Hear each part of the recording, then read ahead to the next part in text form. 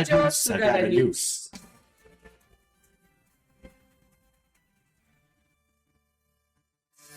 Radio Sagada Pilot, the airwaves to bring you the news. At 104.7 FM, we bring you current national events, Cordillera and Northern Luzon developments. And we report to you community affairs. Radio Sagada Sagada News.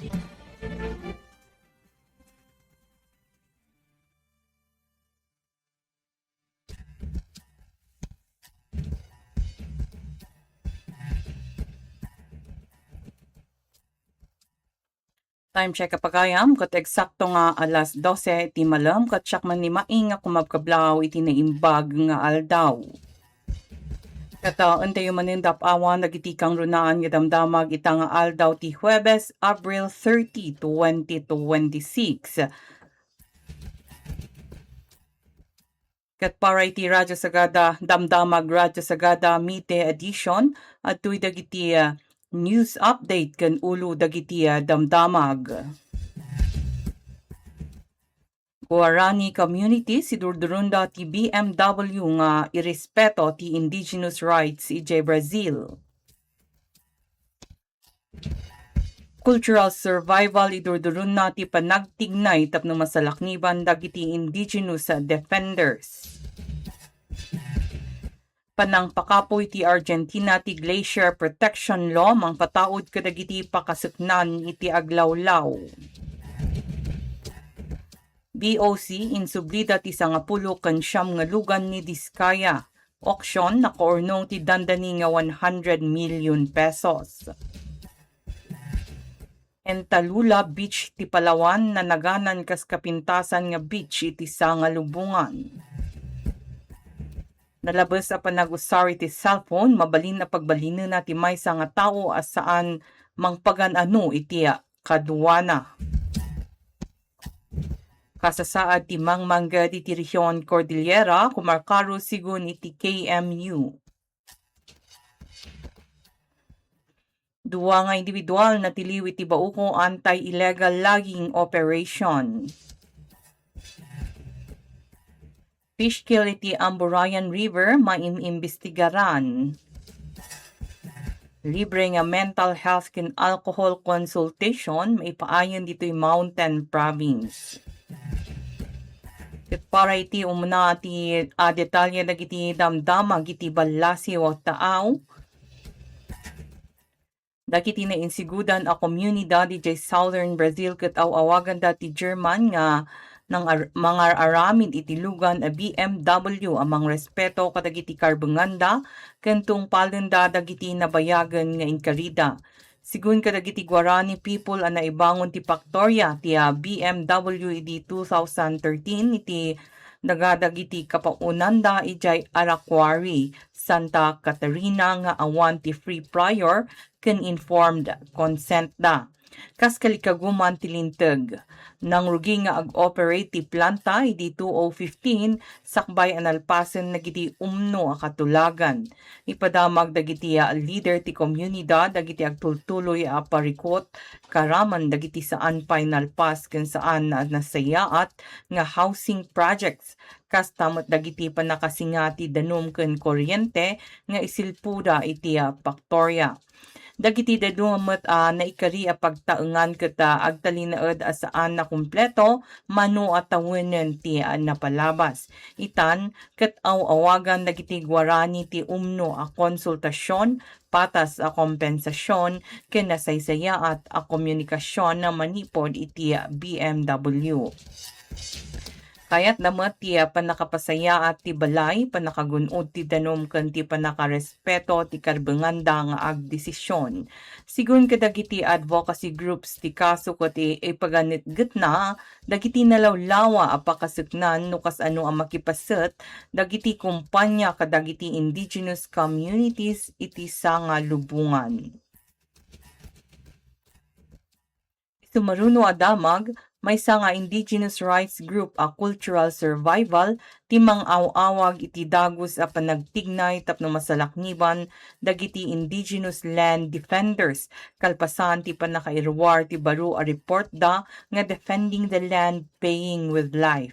Ti report ani iparang bayat ti UN Permanent Forum on Indigenous Issues 25th session. Idokumento na ti panakapatay dagiti indigenous defenders iti entiro a Latin America iti 2025 ken ipaganitgat na ti rehiyon kas kapagadan iti lubong para kadagijay mangsalsalaknib iti daga ken teritoryo.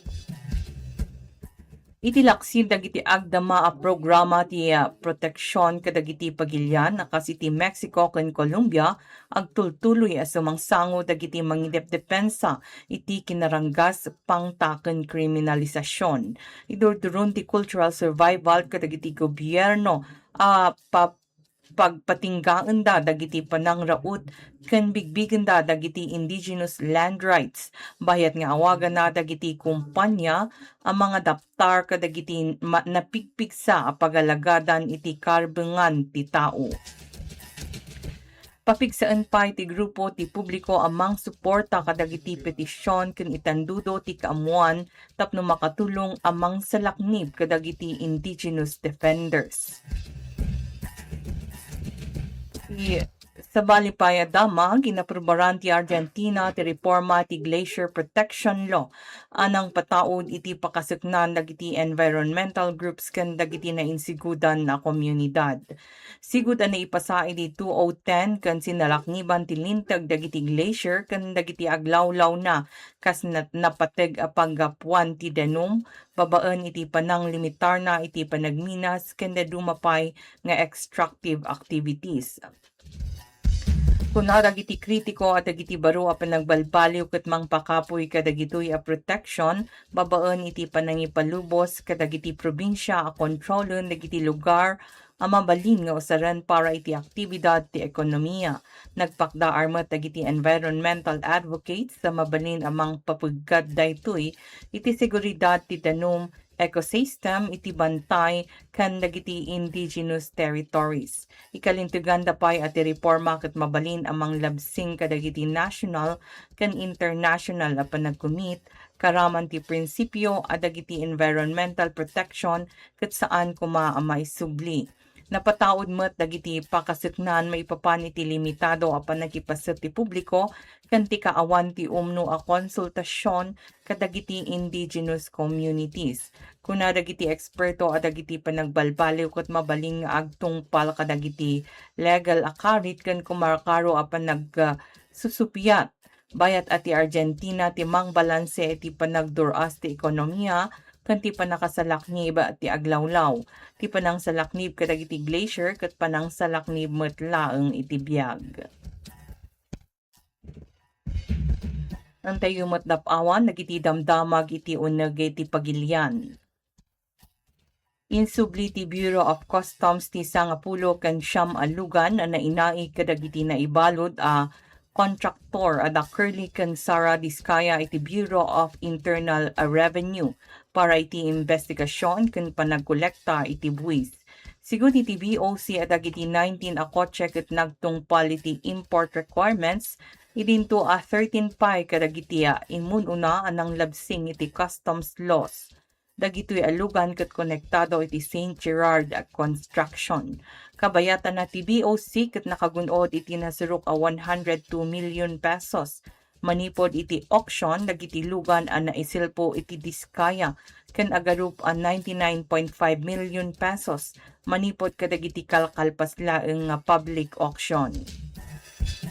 Maysa a luxury Rolls-Royce Phantom 2023 tinailako iti nasurok at 25 million pesos iti kalkalpas a bidding. Kinunamot dagiti opisyal abasbasit ti bidders a mabalin agapu iti panagangato ti presyo ti gasolina bayat asumangsangumat dagiti daduma nga ginmatang ti pakasuknan iti panagrehistro iti LTO. At adupay alugan ti naikadeng a ma-auction kadagiti sumaganad a lawas. Imay sa adamag ti Entalula Beach ijay Palawan tinainanganan a world's best beach iti global ranking a nairuwar iti Martes. Nadayaw ti beach gapu kadagiti nakaskas daaw a limestone cliff na lawag nga asul a danum na lamuyot a puraw a darat ken natalna nga aglawlaw mabalin na.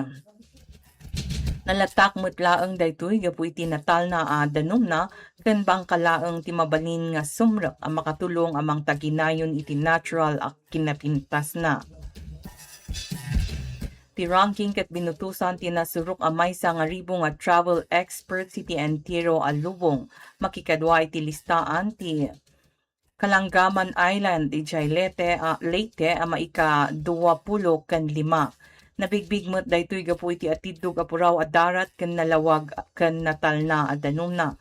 Ti listaan ti world's 50 best beaches ket itampok na dagiti destinasyon a naibatay iti natural a kinapintas atap nga animal ken overall nga kapadasan.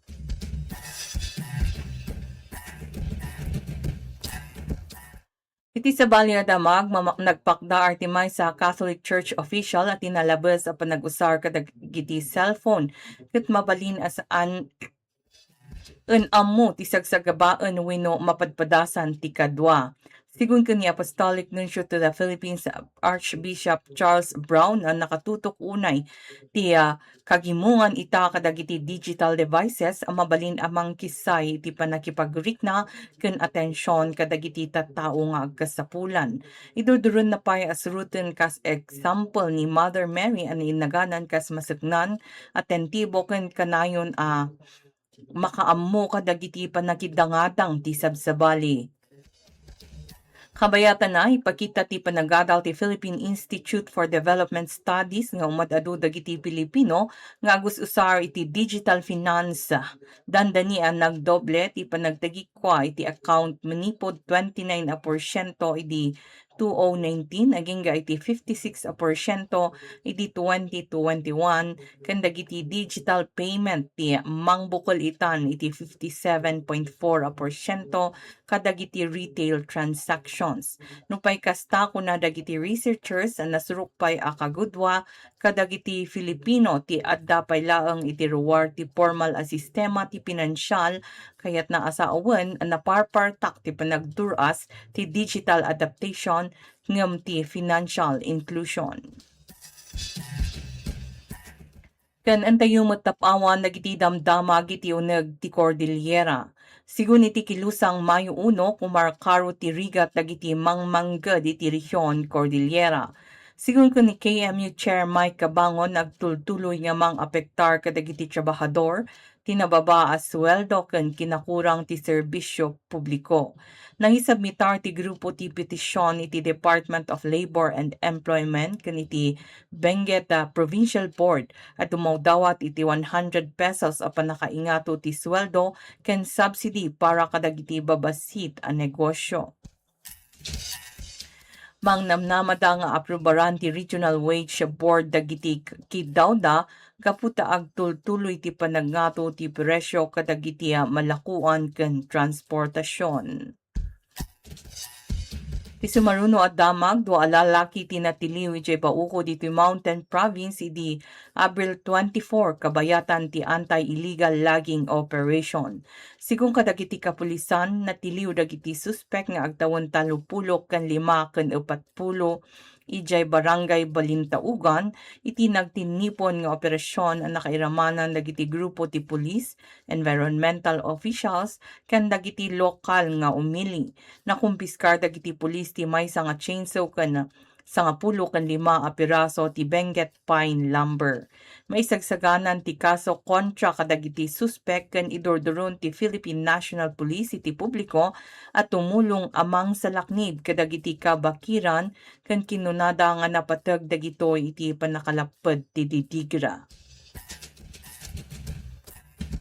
Di sa Balya Damag, matama nga imimbestigaran nagiti otoridad ti Fishkill iti Amburayan River ijay Kapangan Benguet ang naduktalan iti Abril 25.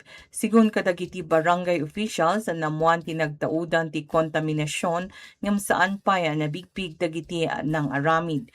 Maipila met ti kaso babaan iti Philippine Fisheries Code apaman ang maamuan dagiti suspects. Nipatuludan dagiti sample ti danom para iti testing ken naduktalan at ti dati nga Santo Niño mine ti Makagapu.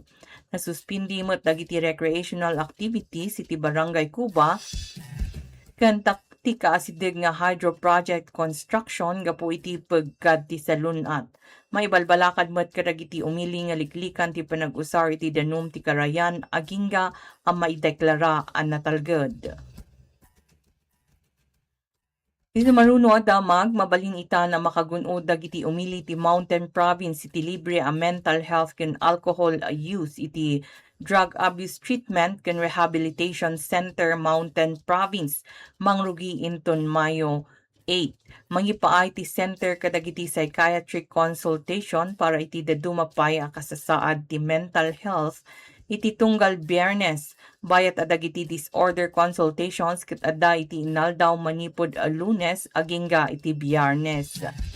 Idurduron mat dagiti opisyal ti publiko nga gundawayan dagitoy nga serbisyo kaspaset iti panang papigsa iti panagtaripato iti komunidad ket panangitandudo iti nasalunat nga Cordillera. Itampok ti programa ti kinapatag ti suporta amang ipalagip iti tunggal maysa na pigpigsa ti panangagas no aramiden tayo amin. Ti sabali ang damag inagunaran ti Department of Interior and Local Government wenno DILG Mountain Province ti Slope Protection Project ti Lingoy Access Road iti Barangay Lingoy di Abril 27. Napunduan daytoy babaan iti 2024 Seal of Good Local Governance Incentive Fund nga daan iti budget a 1.15 million pesos. Ti proyekto ket mangpasaya at iti kinatalgad ti kalsada nang runa bayat ti panawen ti tudo. Sigun kadagiti opisyal, ti proyekto ket mangipasigurado iti nataltalged a panagbiyahe ken mangsuporta iti naparpartak a panakaibiyahe dagiti tagilako para kadagiti umili ken mannalon. Ti Seal of Good Local Governance Incentive Fund ket mangted ti pondo kadagiti lokal a gobyerno ang mangipasa kadagiti pagalagadan iti nasaya at a panagturay.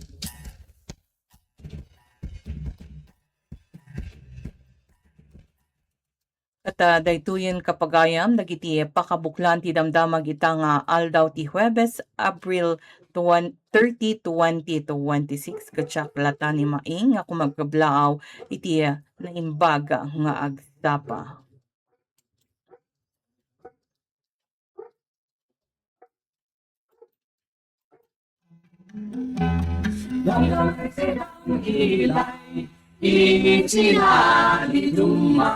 Ito na ng Radyo Sagada, 104.7 FM. Dong dong ay, si dong ilay.